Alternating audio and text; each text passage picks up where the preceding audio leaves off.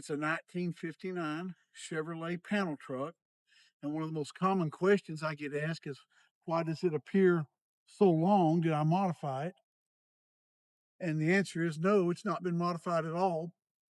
The most common version of these that you'll see is a half ton, which is about 2 feet shorter than this one, which is a 1 ton.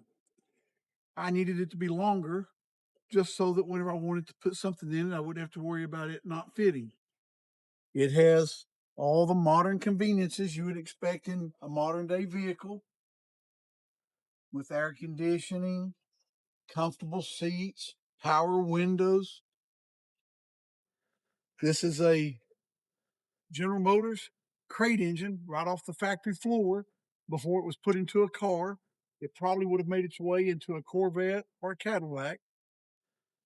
Back in the original form, this truck would have come with just a driver's seat only, and a passenger seat was an option you had to pay extra for. And the way you would access it is the way you see it here. If it did have a passenger seat, it would lean forward so you could get into the back. You may have noticed that there are two other seats behind it. I have grandchildren, and I thought, well, if I ever want to take them out for ice cream, they need a place to sit. So I added two more seats, but those definitely would not have been there from the factory. It's got a all aluminum floor in it for the toughness. And of course, you can see everything's covered with leather or suede. These vehicles were meant to just be functional back in the day as work trucks, and they had real ugly taillights on them.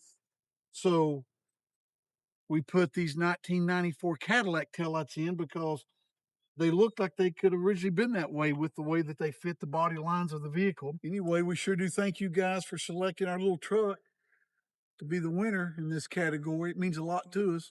We put a lot of time and energy and, of course, money into this thing. I hope you enjoy it nearly as much as we do.